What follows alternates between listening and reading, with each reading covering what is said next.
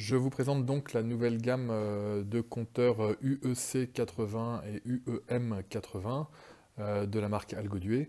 Donc il s'agit d'un petit compteur monophasé en 80 ampères. Il y a 4 versions. La première version donc, qui est simplement avec une sortie d'impulsion. La version R donc avec du RS485 Modbus. La version M, Mbus.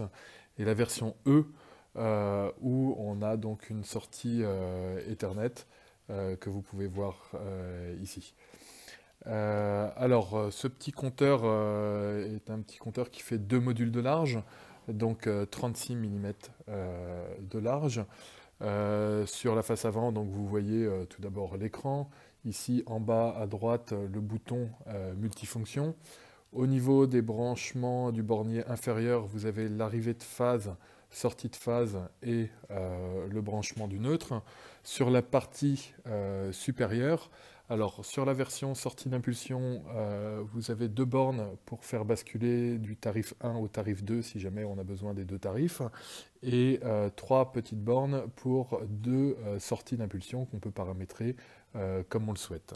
Sur la version RS485, vous avez en haut à gauche une sortie d'impulsion et ensuite 3 bornes pour le Modbus, donc de gauche à droite, la borne commune, la borne moins et la borne plus. Pour la version Mbus, on a en haut à gauche une sortie d'impulsion et en haut à droite la sortie Mbus.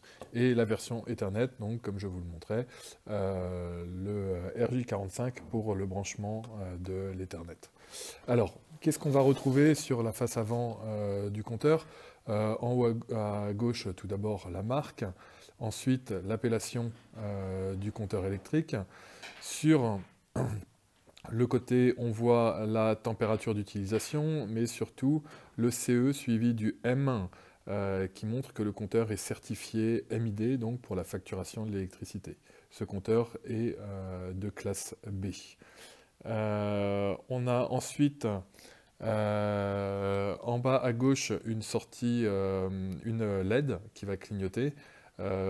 Proportionnellement à la consommation, on a 1000 impulsions par kilowattheure. Vous avez ici la classe d'isolement, la tension d'utilisation, donc c'est pour du 230 volts, la fréquence d'utilisation et surtout l'intensité maximum admissible par ce compteur. Regardons tout d'abord la documentation technique du compteur électrique. Vous voyez ici que dans chaque colonne, il y a différentes langues. Donc ici, dans cette colonne, on a le français, donc il y a uniquement cette colonne qui va vous intéresser. Je vais maintenant zoomer sur la partie la plus importante. Donc ici, on vous présente tout d'abord la dimension du compteur électrique. Donc il fait 90 mm de haut, 36 mm de large, qui correspond à 2 modules. Au niveau des dimensions, c'est équivalent au disjoncteur, donc vous pouvez le monter sans aucun problème dans un tableau électrique. Il s'intégrera très bien. Présentation rapide du compteur. Donc en 1, vous avez évidemment l'écran. En 2, le bouton multifonction qui vous permet de vous balader dans le menu. On reviendra là-dessus un peu plus tard. En 3, ici, vous avez une LED qui clignote proportionnellement à la consommation. On a 1000 impulsions par kilowattheure. Sur le bornier du bas, vous avez, en commençant par la gauche, l'entrée de la phase, la sortie de la phase vers votre consommation, et une borne pour brancher le neutre. Ce compteur existe en 4 versions différentes. La première version, donc avec sortie d'impulsion, vous voyez qu'il y a 2 sorties d'impulsion, SO1 et SO2. Sur le bornier en haut à gauche, 2 bornes pour faire basculer du tarif 1 au tarif 2. On est dans le tarif 1 lorsqu'il y a 0 volts sur ces 2 bornes. Dès que vous appliquez 230 volts sur ces 2 bornes, vous basculez sur le tarif 2. Le moyen le plus simple pour faire basculer d'un tarif 1 au tarif 2 est d'utiliser une horloge, mais vous avez peut-être également un contacteur heure pleine, heure creuse. Ici, dans la deuxième version, la version Modbus, donc on a toujours une sortie d'impulsion et puis les 3 bornes pour brancher le RS485, donc la borne commune, le moins, le plus. Dans la version MBus, on a toujours la sortie d'impulsion et on a les deux bornes pour brancher le MBus. Et dans la version Ethernet, vous avez par le haut une prise RJ45 pour vous connecter au réseau Ethernet. On vous présente ici rapidement comment plomber le compteur. Vu qu'il est certifié MID pour la facturation d'électricité, il faut en effet pouvoir le plomber. Au niveau de l'affichage, on a ici donc la marque, ici l'appellation du compteur. En D, vous avez le M qui certifie que le compteur est certifié MID. En E, vous avez la température d'utilisation. En G, vous avez le numéro de série. En F, sur la version MBus, vous avez l'adresse secondaire et sur la version Ethernet, vous avez l'adresse MAC qui est affichée. Ici en I, vous avez le poids de l'impulsion, donc comme je vous disais, 1000 impulsions par kilowattheure.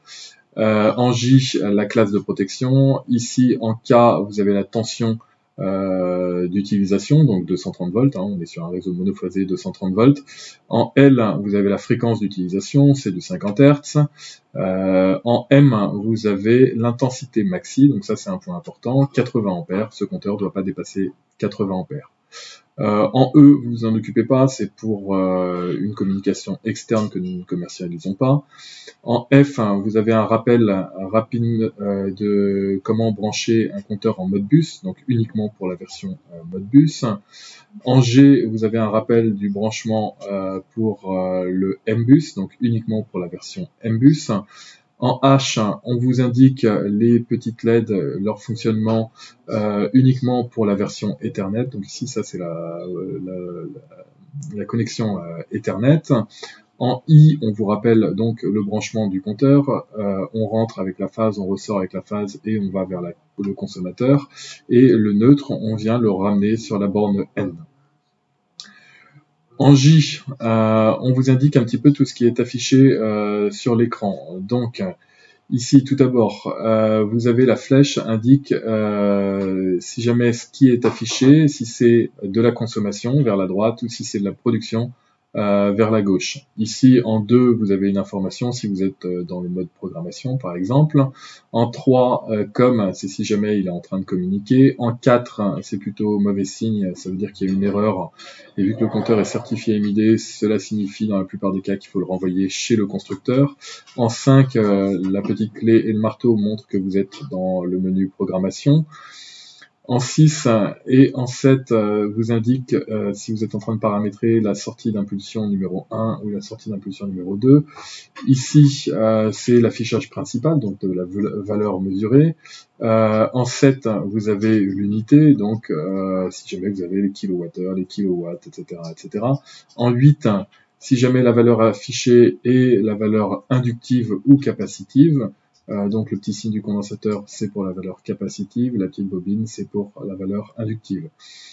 PAR, ça veut dire qu'on vous affiche les valeurs partielles. En effet, avec ce compteur, vous avez la possibilité d'avoir les valeurs totales depuis le début du branchement, ainsi que des valeurs partielles qu'on peut remettre à zéro. Nous déconseillons d'utiliser les valeurs partielles. Il est beaucoup plus simple d'utiliser les valeurs totales et de faire la différence entre le début du comptage et la fin du comptage. Ensuite, ici, on vous indique si les valeurs affichées sont les valeurs pendant le tarif 1 ou les valeurs consommées pendant le tarif 2. Lorsqu'il y a ni T1 ni T2, ça veut dire que la valeur affichée, c'est la valeur totale T1 plus T2. Ensuite, sur la deuxième page, vous avez tout d'abord l'organisation des menus principaux. Le menu de ce compteur est fait de menus principaux et de sous-menus. Donc vous avez, comme vous le voyez, 5 menus principaux. Le premier menu principal avec T1 en bas à gauche qui indique la consommation pendant le tarif 1 et pendant le tarif 2. Vous faites un double-clic rapide, vous arrivez sur le menu principal 2. Donc vous n'avez pas T1 ni T2 en bas à gauche. Ici, c'est la valeur totale, T1 plus T2. Vous faites un double-clic, vous arrivez sur le menu principal qui indique les valeurs partielles. Donc, je le rappelle, ici, ce sont des valeurs que vous pouvez remettre à zéro. Double-clic, vous arrivez sur le menu principal Setup. Sur le menu principal Setup, vous pouvez venir paramétrer différents paramètres. Double-clic, vous arrivez sur les infos du compteur électrique qui n'ont pas grand intérêt. Double-clic, vous revenez au premier menu principal. Ensuite, au niveau des comptages partiels, donc lorsque vous avez par qui clignote, vous appuyez plus de 3 secondes, on vous propose de démarrer le comptage partiel, vous appuyez 3 secondes, il démarre. Ensuite, par ne clignote plus, vous appuyez 3 secondes, on vous propose de l'arrêter, vous appuyez 3 secondes, il s'est arrêté et vous avez le par qui clignote à nouveau. Vous pouvez également remettre à zéro le comptage partiel. Pour ça, vous appuyez 3 secondes jusqu'à ce que vous ayez stop qui clignote. Vous appuyez une fois sur le bouton, vous avez reset qui clignote, vous appuyez plus de 3 secondes et la valeur est remise à zéro.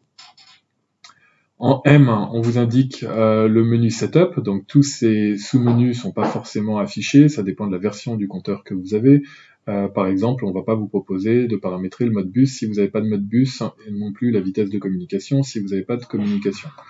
De façon générale, pour rentrer dans le menu Setup, vous appuyez 3 secondes, ensuite un simple clic pour passer d'un paramètre à l'autre, et il faut rester appuyé sur le sous-menu pour venir modifier le paramètre. Ensuite, vous restez appuyé 3 secondes et ça vous donne la possibilité de sauver. Y comme yes, N comme no, C comme continuer. Donc Y, vous restez appuyé 3 secondes, ce qui vous permet d'enregistrer la valeur. Au niveau du mode d'emploi, vous avez à la fin ici tous les paramètres, toutes les caractéristiques techniques je vais plutôt vous le montrer en français, les caractéristiques techniques du compteur électrique. Je vous présente comment fonctionne le menu du petit compteur UEC80 et UEM80. Ce menu est fait de menus principaux et de sous-menus. Je vous présente dans un premier temps les menus principaux. Ici, vous avez le menu principal qui affiche les consommations en fonction du tarif. Double-clic. J'ai ici le menu qui ne fait pas la différence entre le tarif 1 et le tarif 2, donc on a la valeur totale. J'ai ici le menu avec l'affichage des comptages partiels. On a en effet la possibilité dans ce menu de remettre les registres à zéro. Double-clic. Ici, on est dans le menu Setup qui vous permet de paramétrer différents paramètres. Et ici, c'est le menu principal qui affiche des données au niveau du soft enregistré dans le compteur électrique. Double-clic. On revient au premier menu principal, celui avec les différents tarifs. Comment on se balade dans un menu? Simplement en faisant des clics simples. Donc ici, en haut à gauche, vous voyez la flèche qui va vers la droite ou vers la gauche. Ça indique si jamais c'est la consommation ou la production d'électricité qui est affichée. Ensuite, on a en bas à droite une bobine pour indiquer si c'est la valeur inductive ou si on a la valeur capacitive, ici le signe d'un condensateur pour les valeurs capacitives. En appuyant sur le bouton, vous affichez également les différentes unités. Donc on a les kilowatts, on a les kilowattheures, ici par exemple les kilowattheures. On voit également qu'on peut afficher les valeurs pendant le tarif 1 et les valeurs de la consommation pendant le tarif 2. Au niveau du deuxième menu, donc celui avec les valeurs totales, de la même manière, vous vous baladez pour afficher la production, la consommation, les différentes unités et les valeurs inductives ou capacitives. Maintenant, au niveau des valeurs partielles, vous avez la possibilité, en restant appuyé sur le bouton, de démarrer le comptage partiel. Donc, vous validez en restant appuyé pour le démarrer. Voilà, le comptage partiel est en route. Vous restez appuyé dessus, ça vous permet d'arrêter le comptage partiel. Vous validez en restant appuyé sur le bouton. Voilà. Double-clic, je passe dans le prochain menu principal, le menu Setup. Si je veux rester paramétrer quelque chose dans ce menu, je reste appuyé plus de 3 secondes. Ici, on me propose par exemple de paramétrer la sortie d'impulsion, de dire quelle est l'unité que je souhaite. Avec un double-clic, il fait clignoter les unités et je mets l'unité que je souhaite. Est-ce que je souhaite la production ou la consommation? Ici, par exemple, on va mettre les kilowattheures consommés. Je reste appuyé pour enregistrer la valeur. Il me propose d'enregistrer la valeur. Je reste appuyé sur Yes. Voilà, c'est enregistré et je suis dans le dernier menu principal. Double-clic, je reviens au premier menu principal. Voilà donc le fonctionnement du menu de ce compteur électrique, donc fait de menus principaux et de sous-menus.